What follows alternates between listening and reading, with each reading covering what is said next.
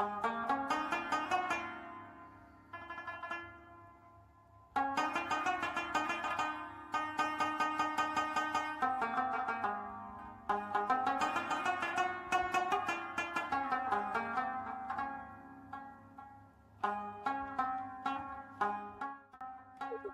علیکم ورحمت الله وبرکاته.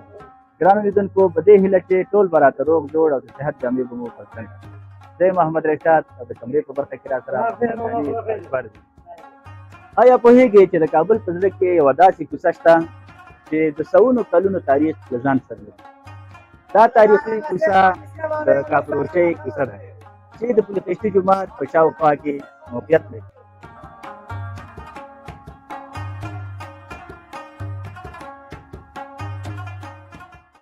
ویل کېږي چې د دې کوڅې نوم د هغه وخت څخه پاتې دی چې دلته به کا یا واښه او ګوز څرخېده، خو د وخت په تېرېدو سره د رنګارنګو مرغانو د بازار له امله دا ځای لا مشهور شو.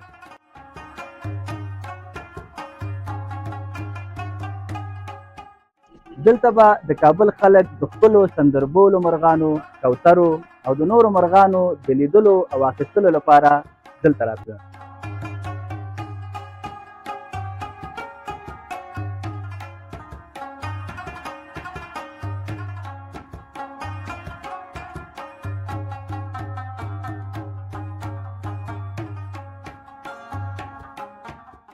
د کاکروچۍ کوڅه یوازې یو بازار نه دی،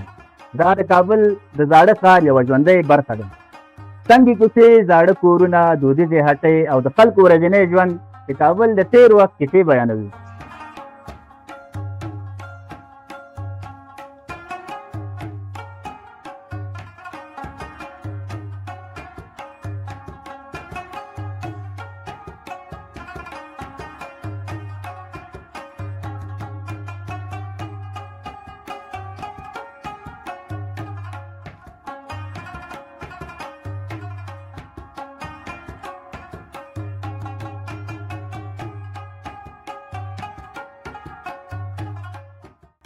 د دې کوڅې تاریخ د تیمورشاه دراني د واکمنۍ له دورې سره هم تړاو لري. هغه مهال چې کابل د افغانستان د پلازمېنې په توګه ځانګړی اهمیت پیدا کړ.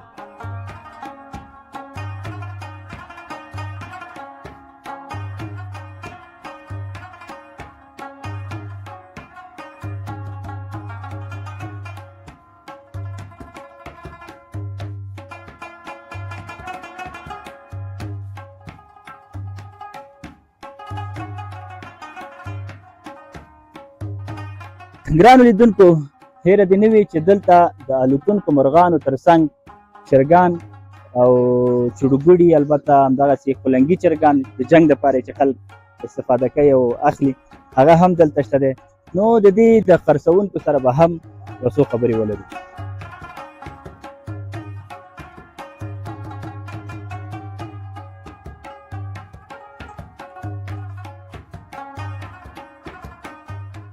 ګرانو لیدونکو، د خپرونې په دې برخه کې بیا هم غواړو چې د یو تن هېوادوالو سره د دې کوڅې په اړه او د دې ځای د کاروبار په اړه خبرې ولرو.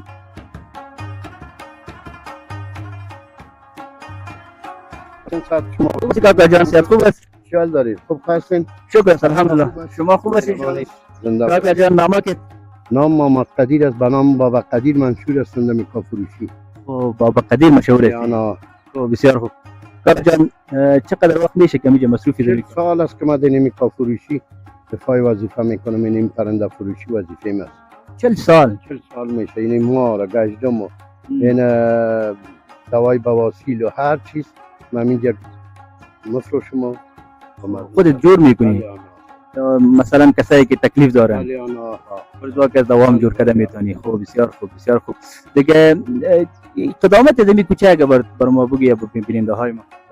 بسیار وقت میشه، از 1000 سال میشه، از 1000 سال هم زیافتر میشه دیگه. 1000 سال؟ 1000 سال هم زیافتر میشه. نه دیگه بسیار سابقه است دیگه. یعنی تاریخش دیگه بسیار سابقه است. خب چطور است بازی جاله این کاروبار مردم چطور است؟ خوب است، خدا مهربان است. میشه یک چاره فردی یک مومن مسلمان در اینجا میشه دیگه کوچه است میان اینجا میان صبح میان دیگه دیگر میرن میان میخرن یا مرغ بخر یا آدم شیره بخر یا گلسر بخر یا کنیری بخر یا توتا بخر مصرف میخرن یک چیزی نه یک بله آنها کاکا جان ما شنیدیم که میگه سابقی جه بازم میاجیا که میرفتن و هم میجه مسافرخانه بود از نمیجه باز میرفتن بله دیگه سابق سر شترا میرفتن چه قسمی حساب بود بله آنها سر شترا میرفتن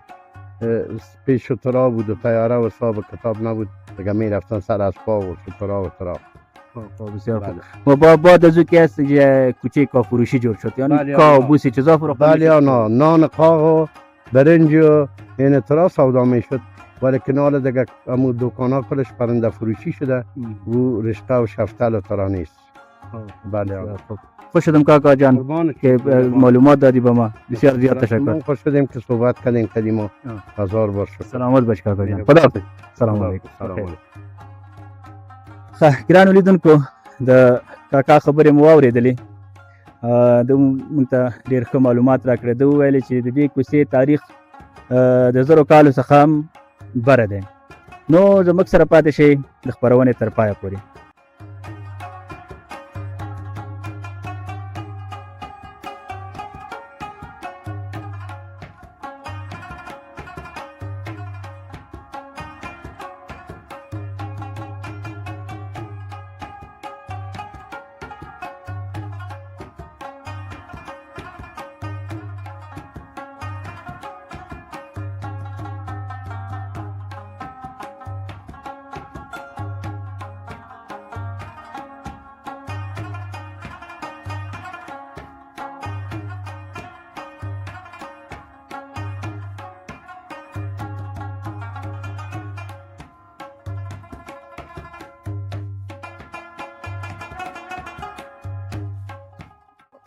ګرانو لیدونکو راځئ چې وګرځېږو د نورو هیوادوالو سره هم دلته خبرې ولرو نو شګک خوب هستی وعلیکم خوب هستی خوب است خیریت بخیر هستی حال احوالت خوب است سپر خوبه بیا چی رگی نگاه کردی تو والله مرغان دیگه نمیره بدر درست پیش از قندار آوردیم قندار شامان ګرانو لیدونکو دا د قندار څخه راوړی ښه د چرګ مرغۍ جنګي است این ماده دی دا چه مرگی ماده دی چه میتا نه دا دغه دی نر دی نه ماده دی دا خو د قواره د نر غوندې نه ماده دی که یعنې ګوره د شامو دی کولنګي چرګه ده نه همدغه شامو دی جوړه 1 لک په قیمت لري که یوه جوړه 1 لک په قیمت لري او ګرانو لیدونکو دا څومره قیمت دی 1 لک افغانۍ د دې قیمت دی جوړه البته شامو دا بس بیا څه خاصیت لري څه خوبیانې لري دا خوبیان لري شوقیان دا تخم وړي چوچه میگیرن از این چوچه میگیرن خب از این چوچه میگیرن کرگ میخرن با رزر پای مرغ کرگ علامتن ده 21 دوست 21 دوست چرا میکشن او را کلام میکنن یگان تاش نگاه میکنن یگان تاش سودا میکنن خب بسیار خوب یعنی این کمال زیاده او به خاطر که بسیار قیمت هسته تخمش هم قیمت خود بود تخمش چند روپیه تخمش دانه 300 است یک دانه تخمش 300 یوه هګۍ د دې چرګانو 300 افغانۍ ده ښه این نر است این نر است فراس است این نر است بسیار خوب مرغ ماشاءالله خوبش باز بسیار خوب این باز چی خاصیت داره چی خوبی داره این خاصیت اینمی است که بدر جنگ میکنه ایران بدر میبری نگاه میکنی یک بیسپس بادام پسته چارمغز تخم جوشانده کچولو ای با ای بدر در میدان جنگ میکنن میگه مرغ میره 20 هزار جنگ کرتیم اعلام میته هر کدامش بگیر مرغ جا بگیر شد بانو توان میته بسیار خوب ګرانو لیدونکو دا چې دی دغه دی جنګي چرګ دی البته پلنګي دی او جنګي دی البته پوه شو خوب نرخ زی چقدر این نرخ زی 8000 8000 نرخ زی ګرانو لیدونکو 8000 افغانۍ د دې قیمت دی چې تو یک قدر قیمت میگی او بچه قیمت نباشه یا از خاطر ما قیمت میگی پلنگیستا خوی چه کشد چای کلنگی هیچ شگه کشست ها؟ آه باز قیمت زی چقدر؟ این 2000 2000 اوه بسیار خوب فکر میکنم که مرغای دیگه ولی شاید یا مرزان باشه نه این کلنگی است تو خزکی هست دونه 100 1.5 100 200 300 مگه می کلنگی است بسیار خوب بازی کدام میشه اینی ششته ماکیانا ماکیان خب شمالی جنس شمالی خب بسیار خوب یا باز خطرناک چه باشه دیگه این جنگ میکنه یعنی تخم میده تخم نتی مادر اوه بسیار خوب چقدر مقبول هستی بیا بگوشتی خب بسیار خوب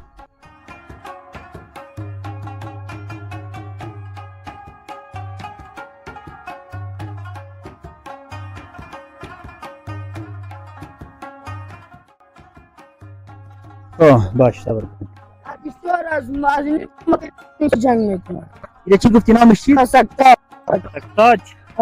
مرغ است ها؟ وای نمی قیمتش بدر او روز نفر 4,500 روپه خرید با ما از شکمخ تبدیل کردم گرفتیم اوه بسیار خوب بسیار خوب این تو بسیار زیاد مرغ داری باشه این کلش از خود ماشاءالله تو بسیار پیسه دار هستی باش این هم از جنگ است پایینیش کس پاکستانی است در جنگ تانم بره بگیل نمیکنه در جنگ تا پیانم بره بگیل نمگریزه قیمت دی باشه قیمت دی 4000 پاکستانی سندی 4000 افغانی قیمت تا گفتم در جنگ نم بره نمگریزه اینی که جیوانا چی سیما است هیچ کس چی قیمتش چقدر 3000 بیا تو والا بسیار سرمایه‌دار آدم هستی خوب ماشاءالله این کدام میشه هم کردم سندی پاکستانی است سندی پاکستانی از اون جوړه شده که خب طول کلا داره بسیار خوب بس قیمت زی چقدر 2000 خو از مرغای وطنی ما قدر زان است کلنگی است لنگی کد گفتم از مرغای قنداری از یا قدر زان است قندار که بسیار قیمت است یعنی شامو سر یعنی مرغای جنگی و کلنگی که است از وطن ما خوبی شده دیگه بای صاحب خوش شدم که هم توبه شدم که تشکر یک جان ګرانو لیدونکو د دې کوچني ماشوم سره هم خبرې وکړې د ماشاءالله دلته د چرګانو د چرګوړو البته او د چرګو کاروبار کوي نو موږ ته د دې چرګو د چرګوړو او چرګانو په باره کې معلومات راکړل چې د کوم ځای نه راځي او څه خاصیتونه او خوبیان لري دا چرګان نو خپرونه جریان لري زموږ سره پاتې شئ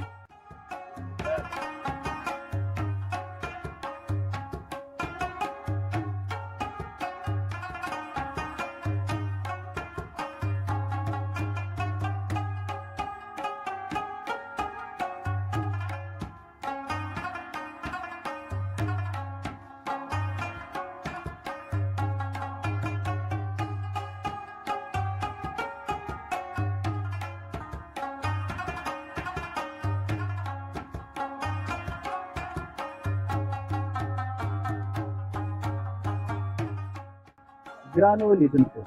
کله هم تاسو کابل ته راغلئ نو د دې تاریخي کوڅې له لیدلو مه تېرېږئ ځکه چې دا یوازې یوه کوڅه نه ده بلکې د کابل د تاریخ یو ژوندی پاڼه ده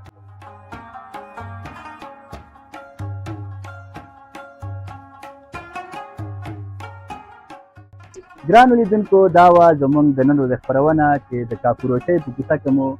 تاسو لپاره چمتو کړله نو د خپرونې د پای ته دوی راورسېدلې زه احمد رشاد صالح او زما کمرمین محمد حنیف اکبر د تاسو څخه اجازه اخلو او تاسو ټول په لوی او بخښونکي سپن تعالی سپارو خدای په امان